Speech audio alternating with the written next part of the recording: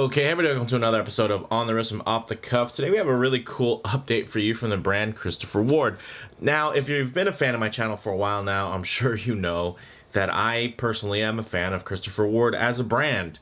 I appreciate a lot of the models that they put out. I think they've made some crazy gains within kind of the micro brand community and have even shown growth outside of that, right, onto quite a large scale. Even taken to the point now where they have commercials on TV, within Europe anyway. So I'm a big fan of what they do, but unfortunately with those expectations, sometimes you can get let down. For some, it was the logo redesign and the branding and the placement. Me personally, I like it. I think it adds a very unique look, and honestly, who needs another Submariner homage? So with that said, one of the things with this new release here, this has been out for a while now. Of course, you can see that great quick release bracelet with the adjustable clasp. That is a really great option, but one of the things I was kind of excited about but initially let down by was their strap. It's this really cool combination strap that uses Cordura and rubber. But from the reviews, people were pretty upset that it was just so thick. It wasn't comfortable. And that was a real shame because with their quick release systems, for me being a bracelet guy, I love to have the steel bracelet on really any watch. I default to that, but I do like to change it out. And if it's easy to change out, it makes it such an easier choice. But the good news is, as much as some people might say Christopher Ward isn't listening, I think that they are, because we'll be checking out today their revised sports strap, their rubber strap with the Cordura top. It's really nice, and they actually revised it from their original release, which they didn't really have to, but they improved it, and I'm really happy to share it with you guys. So with all that said, let's go ahead, zoom out, get these pieces in hand for a closer look. All right, guys, pretty simple here. We have, of course, the Epic bracelet, which I'll quickly touch upon in case you're new to the channel, but definitely check out the full reviews on, in my channel history. But essentially, you have a quick release system where you don't have to use tools, very easy to remove, and then from a dialing it in with micro adjust step, you can actually just boom or boom. So really nice from that standpoint. A lot of great flexibility and adjustability, and this thing is beautiful. It's one of the best bracelets that are out there. One point of contention people don't really like is that it uses a pin and collar system. One great thing about pin and collar is, although it is harder to set initially, once you set it, you can pretty much forget it. It's good forever. Like you don't have to worry about that. And also, you can't destroy the links with a pin.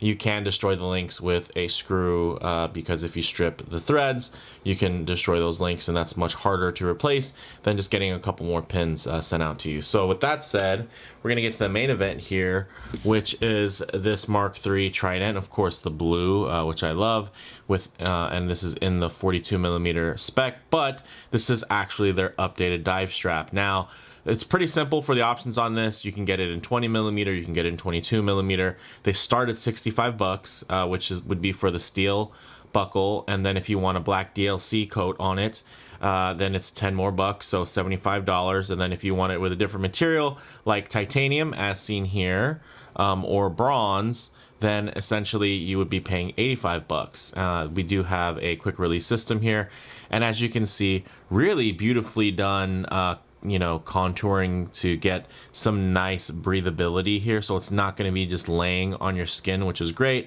And then you can see obviously the really nice attention to detail and craftsmanship by having kind of the mixed materials working so well together, nice uniform stitching, beautiful pattern and texture. The color match is quite nice. It's not perfect, so it's gonna avoid that matchy look, but it matches just enough, I think, to look like obviously an OEM option, and it just works really great. And now it's much thinner, as you can see, and then it still does taper to be even thinner towards the end there. So you get, what ends up happening is you get something that's much more pliable and overall a lot more comfortable. So as much as I love this piece on a bracelet, I have to say I absolutely love Cordura straps. I love the texture that's there. I love the toughness. I love the way that the light hits it and plays on it, and you can just get all this depth that's added. And I just, there's just so much to like about it. I think it's just visually appealing and also very strong functionally. One of the drawbacks, of course, is Cordura straps can be quite stiff and require breaking in. And you know, I actually prefer a rubber dive strap as far as, you know, my personal choice and what's most comfortable if I'm going to go with a strap. So the nice thing is here you kind of marry both of those two things together to create, for me, I mean, it's not just a hybrid in terms of in terms of material, it's actually a hybrid, and also in terms of in quality as well, because you're kind of getting the comfort of a really nice rubber strap and that durability, but also the toughness and the textile aesthetic that you're going to get with Cordura. So really, really beautiful. As you can see, fully milled clasp there. This is the titanium one, so it's not going to be perfect match, but obviously they're not going to be right on top of each other when you're comparing the steel to the titanium. So it's fine. You can see the brushing is going to render a little bit differently because it's on the titanium. Very finely done though still. And then with the pretty much, to let you know, titanium buckle option there. Really beautiful. And then you do have a nice keeper here that is static, and then you do have a nice dynamic one that can slide up and down. And of course there is a bit of a taper there, so this isn't going to go all the way down. It's going to stay right within that range. So normally I would cut away to get this on wrist, so why don't we do that? All right, as you can see on my 7¼ inch wrist, this thing wears really, really well. Add a little bit more arm into it. Obviously, it's a larger timepiece. It has 22mm lugs. It's a 42. It has quite an expansive dial, so there's a lot of wrist presence. If I get up close, there's going to be some lens distortion, making it appear much larger. But I assure you, in the flesh, this thing wears absolutely great. And for me, anyway, it actually wears better on the 42mm specs, just because I mean, I guess if you were going to wear it on the strap, the 40 might work a little bit better.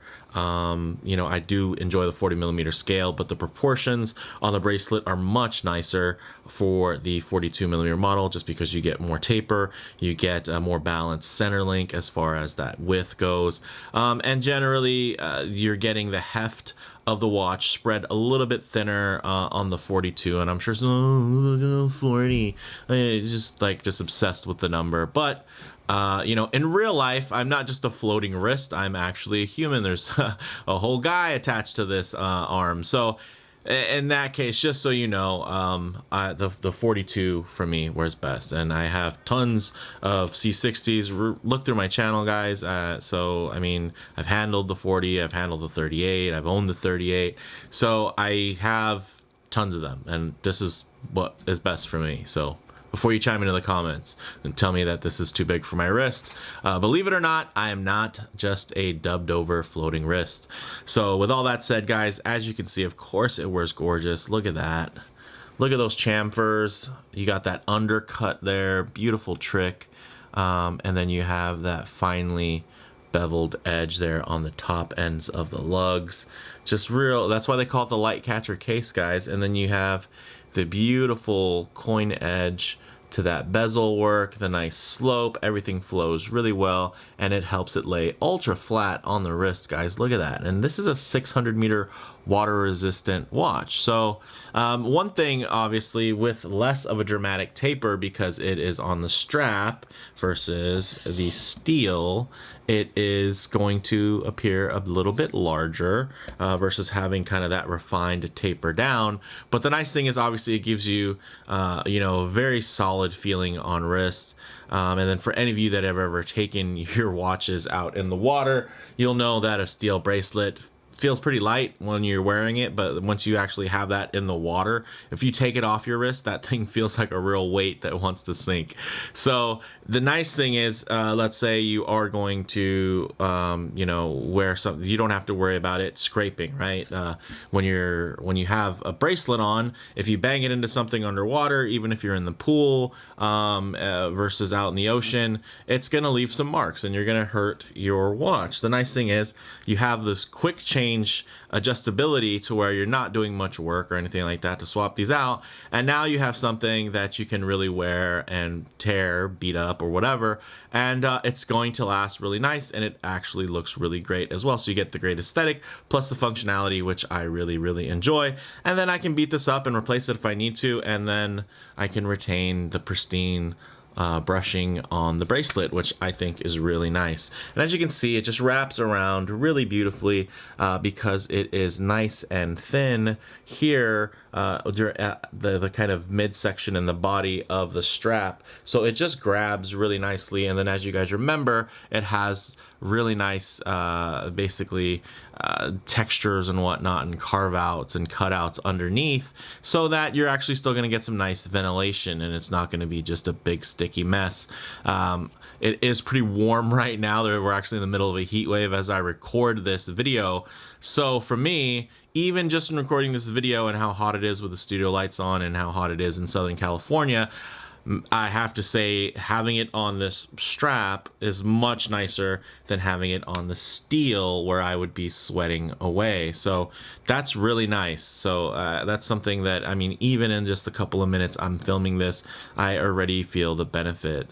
So really digging that. Look at the way that it just sits on the wrist beautifully. And then another nice thing is that a lot of people don't realize when you have a diver and you actually have it off of the bracelet, the nice thing is it really actually opens up the top and the bottom of the case for you to be able to turn the bezel with even more ease, because now you don't have those end links butting up against the case and giving you less place to grasp, right? I mean, sure, you can typically grasp here to here, but you get even more purchase and more grip when you're coming out. Oh man, that's such a good bezel.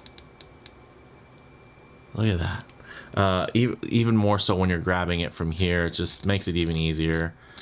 Feels even a little bit looser.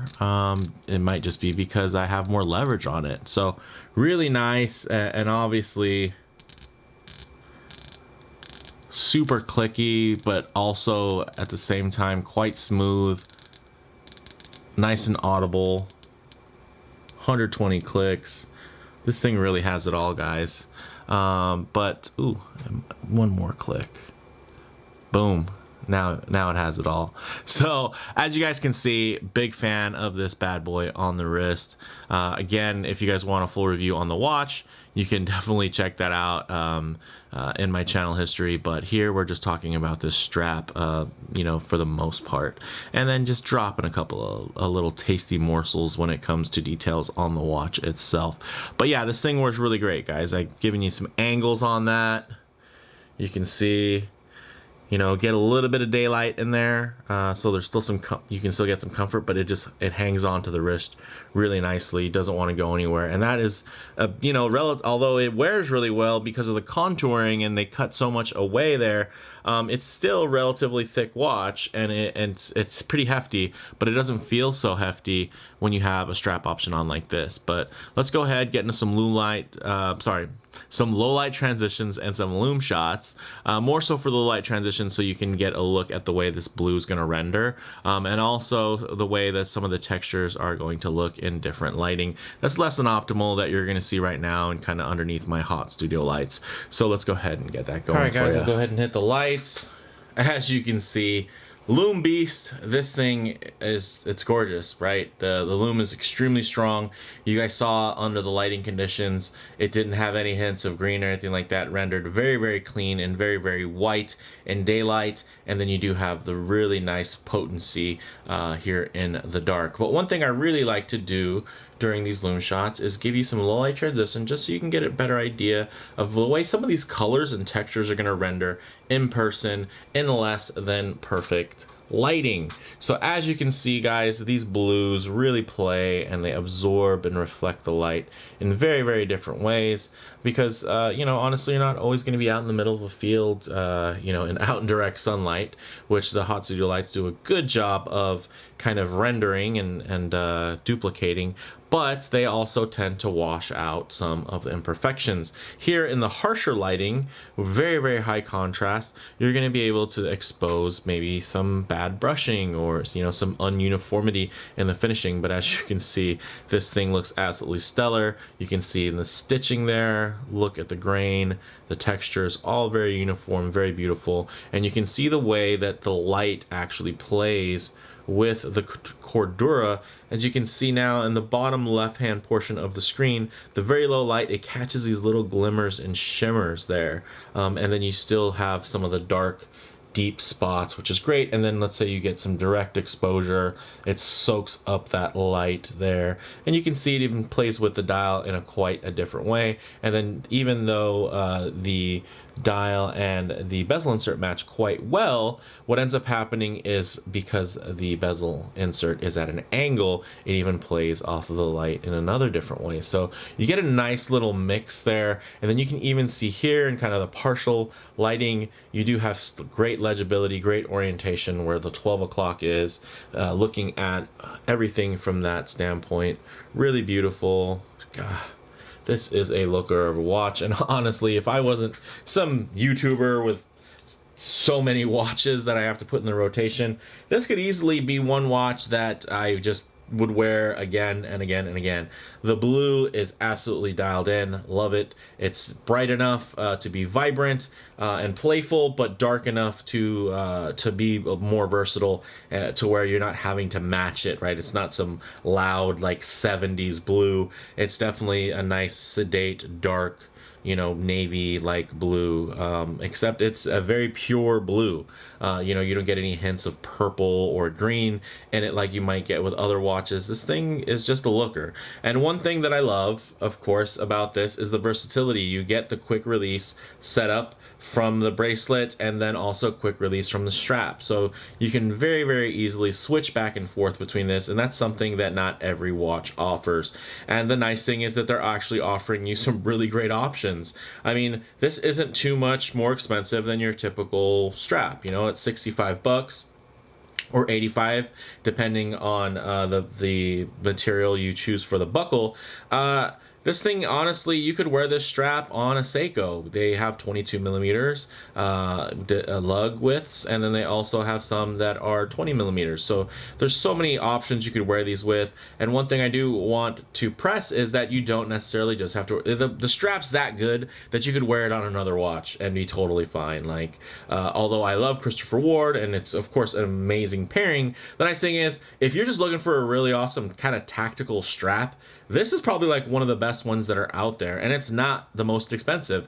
It's not cheap by any means, but there are some, if you've been collecting watches for a while, you know that there are some insanely high priced straps, especially when you start getting into some of the more high-tech materials, and when you start getting into the better rubber straps, they really, really start driving up the prices. Now, the nice thing is here, again, you're getting this crazy out-of-box setup that is really, really nice. And for me, it even shouts a bit of kind of that military surplus vibe, because you do get that great textile feeling, but then you're also getting the nice dive capability of a rubber strap. So it's just a beautiful thing for me. If you had the black model, of course, the black strap, gonna look absolutely gorgeous. And they actually even have some nice color options where you're getting like red rubber with the black Cordura on top, and you know, just orange rubber with the blue Cordura on top. So there's a lot of other options as well, not just within the fact of, okay, well, I can choose